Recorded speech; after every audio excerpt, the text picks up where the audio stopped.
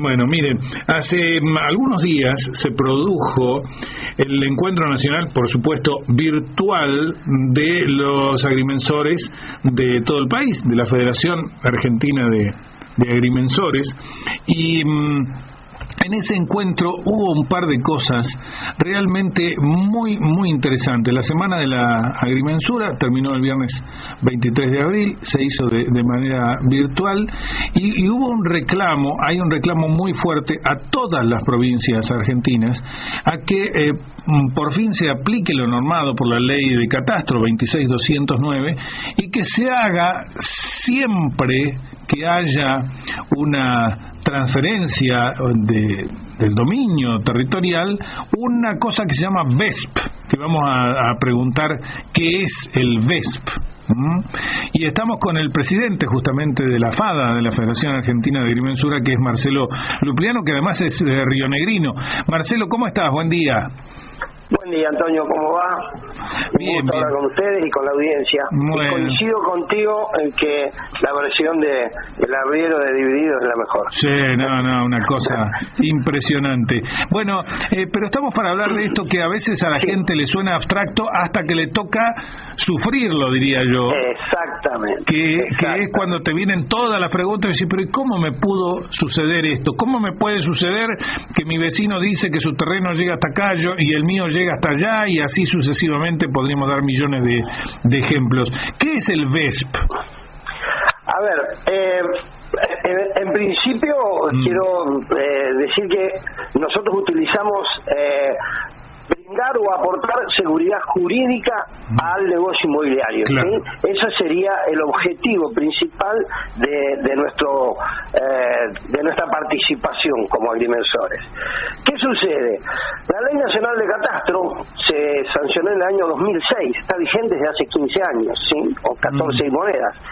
Y establece, entre muchas otras cosas, que ningún inmueble, ningún terreno, lote para el común de la gente, en el país debe existir sin mensura. O sea, tiene que haber una mensura que se vuelque la tarea de mensura en la tarea profesional que nos permite a los agrimensores determinar exactamente cuál es la extensión territorial de ese título y cuál es exacta su ubicación respecto de terceros, respecto del dominio público, de las calles. Si no existe eso debidamente intervenido e inscrito en el catastro, el inmueble no puede ser transferido. Claro. ¿Sí? Su dominio no puede ser transferido. Claro. Y además tampoco existe como inmueble o como lote o terreno si no existe en un plano de mensura. Ese es el origen. Sí. Luego, la misma ley propone que transcurrido un plazo determinado desde la fecha de mensura de ese origen, y si se pretende transferir nuevamente el dominio de la propiedad, el certificado, el organismo catastral, antes de emitir el certificado catastral, que es donde el organismo le dice a la parte interviniente cuáles son las dimensiones del terreno y dónde está ubicado, la ley le exige al organismo que requiera que ese estado parcelario sea verificado. Esa es la P. Por supuesto, vinculado al tipo de inmueble del que estamos hablando. Claro. Estamos hablando de un inmueble urbano de 10 por 30 de medidas comunes, normales, ¿sí? Si es un edificio de 15 pisos o si es, no sé, una estación de servicio, los valores cambian. Y por supuesto se está atado al mercado inmobiliario, pero como podrá ver, un valor de 15.000 pesos hoy en cualquier negociación que puede andar mínimamente alrededor de 1 millón de pesos no es un gasto que no pueda enfrentarse, y le da seguridad a quien compra, sobre todo a quien compra previamente, de cuál es la situación entre el derecho que va a adquirir y el hecho existente o el estado de ocupación, porque puede ocurrir que las edificaciones estén o invadiendo a linderos o invadidas por linderos, y esas situaciones, si bien tienen solución, lo importante es que lo conozca el comprador antes de hacer el negocio o en el mismo momento, de manera tal que incluso pueda negociar. Bueno, él sabe que posteriormente deberá hacer una mensura para regularizar el dominio que está adquiriendo, pero por lo menos lo negocia en el mismo momento y después decidirá si lo lleva adelante o no. Está bueno porque esa es la importancia. Al principio se me ocurría que era difícil difícil una situación en la cual, si ya se hizo una vez una verificación, ¿para qué verificar otra vez a los pocos años o al poco tiempo? Pero ahora me doy cuenta que pueden pasar un montón de cosas, ¿no?, para que la situación real cambie. Exactamente, lo que puede cambiar, el estado parcelario es casi seguro que no cambiaría, claro. Podría cambiar si se detecta algún error en el plano origen, pero la situación de hecho, el hecho existente, el estado de ocupación, ese es dinámico, permanente, claro. Y no solo de esa parcela que es la que está en el centro del negocio, sino de las linderas. Entonces, conocer esa realidad, insisto, previamente, antes de hacer el negocio, es importantísimo, sí. Porque de alguna manera le va a ahorrar al comprador una serie de problemas que podría haber en el futuro. Sí. Y el agrimensor, cuando haga su tarea, se lo va a informar claramente. Nosotros siempre, a través de los planos de mensura o a través de un instrumento cartográfico, dialogamos mejor con las personas que con las palabras, ¿sí? Se muestra en un plano, y eso es fácilmente entendible o llevado a la práctica por cualquier persona, y eso le da tranquilidad a la hora de comprar, que sí. Como bien dice usted, generalmente se está gastando los grandes ahorros de su vida, ¿no? Sí, además parece tan lógico que si te piden un libre de deuda municipal, un libre de deuda provincial y nacional, ¿cómo no te van a pedir que esté verificado exactamente lo que estás comprando o lo que estás vendiendo? Exactamente. Y bueno, eso es lo que se reclamó desde la Agrimensura Nacional, luego de esta semana que estuvo cargada de exposiciones, de presentaciones y de trabajos, para que en todas las jurisdicciones se ponga ya en vigencia tanto la BEP como la exigencia de que exista en mensura un terreno. Claro. ¿Sí? Y para Marcelo, que, ¿esto en Río Negro cómo es? ¿En Río Negro, perdón? Sí, en Río Negro, ¿cómo es? ¿Se exige la BEP? En Río Negro falta que se ponga en vigencia la BEP. O sea, en Río Negro se exige que todos los inmuebles tengan mensura. Si no tiene mensura no se puede transferir. ¿Sí? Eso previamente hay que hacer la mensura. Eso está claro y está ya desde el año 2000 también que se sancionó la ley provincial 3483, que es la ley de régimen catastral, está exigido así.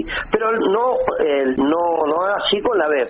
Y bueno, insisto, es una medida que aporta a la seguridad jurídica.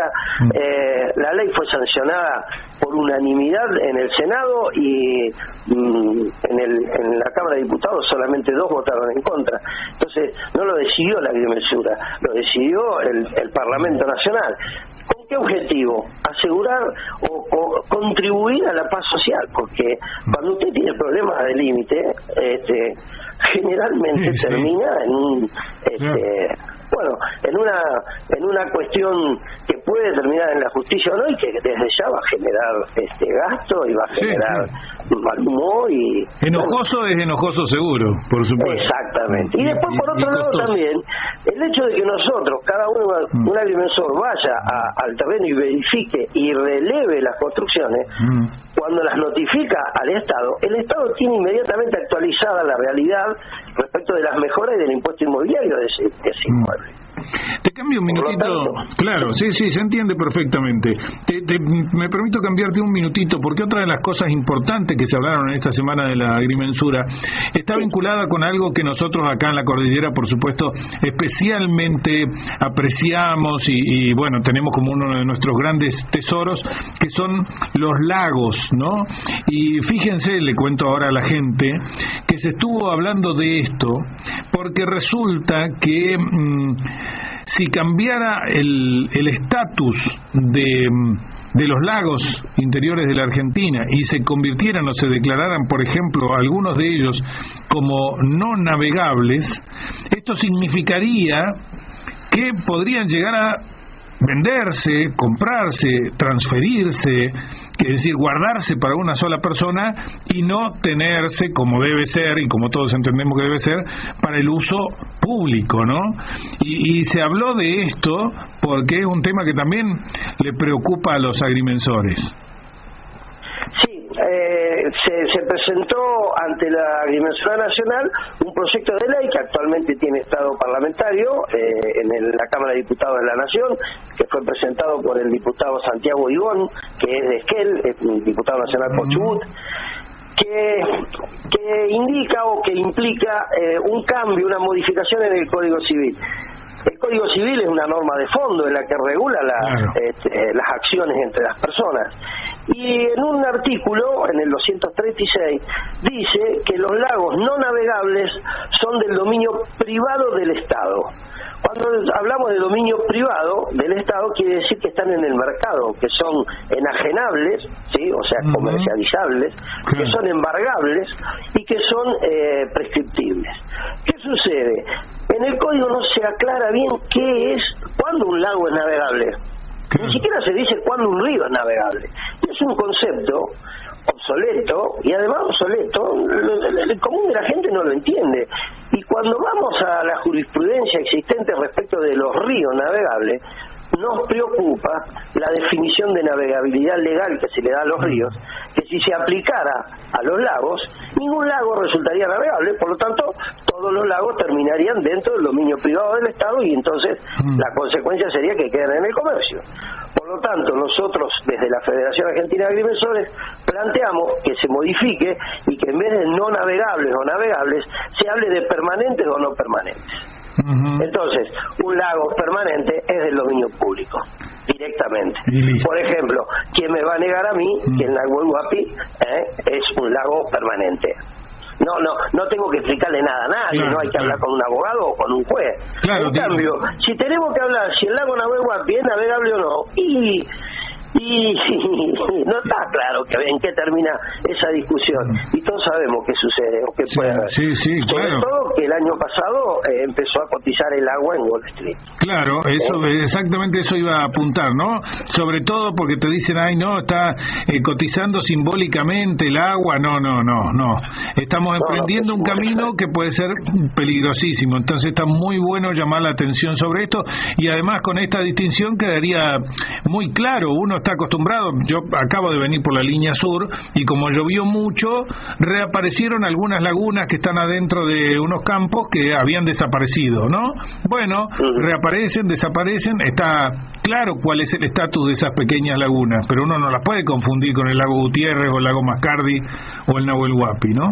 Exactamente, la verdad que has dado en el clavo. Lo mismo sucede en Provincia de Buenos Aires, pero con más continuidad o con mayor asiduidad. Provincia de Buenos Aires, 5 años tenés un ciclo húmedo y 5 años un ciclo seco. En la época del ciclo húmedo, la Provincia de Buenos Aires es una palangana, pero tiene una tierra tan productiva que cuando se va un poco el agua, después vuelve a producir. Y esas manchas que se producen en el ciclo húmedo no pueden ser considerados lagos, desde ya que no ni lagunas públicas. Pero el Nahuel Huapi o cualquiera de los lagos patagónicos, nosotros con las autoridades del Instituto Geográfico Nacional hicimos un cálculo de los lagos más grandes y nos dieron 14.000 kilómetros de superficie. 14.000 kilómetros cuadrados, para que saquen una idea, ¿no? 70 veces, dice acá, la superficie de la capital federal. Exactamente. La capital federal son 200 kilómetros cuadrados. Bueno, y dejaríamos... 70 veces eso es todo lleno de agua, ¿sí? Por una profundidad promedio de 100 metros, que no es nada para esos lagos, y que es más o menos lo que le dio al IGN, entre 70 y 100 metros, estamos hablando de 1 billón de litros. De agua, que ahora cotiza en Wall Street. Bueno, ese es el tema. No solo Wall Street, cualquiera que ha conocido, si ha estado de vacaciones en cualquier país europeo o de los países árabes, vale 6-7 euros un litro de agua. Eso es, yo tengo una idea para dónde viene, y entonces bueno, esta agua que es de dominio público, que es de todos nosotros y que además es vital. O sea, si un hombre no consume, un humano no consume 2 a 4 litros de agua por día, se muere. No es que podemos vivir, no, sin agua nos morimos, es un recurso vital. y bueno, y hay que asegurarlo. Eso es lo que decíamos nosotros. Marcelo, muchísimas gracias, muy gentil como siempre, ¿eh? Pero por favor, muchas gracias a ustedes y bueno, cuando quieran. Gracias. Un abrazo, hasta luego. Para reafirmar este concepto que es tan interesante, este proyecto de ley que ya está en el Congreso, entonces, elimina la posibilidad de caracterizar a los grandes lagos de agua dulce que suman 14.000 kilómetros cuadrados y equivalen a 70 veces la capital federal como no navegables, ya que esa imprecisa clasificación los dejaría a merced de las leyes del mercado inmobiliario y con ello pasibles de sufrir una prescripción adquisitiva de dominio, así como podrían resultar embargados por acreedores o enajenados por el propio Estado. Atención con eso, ¿eh?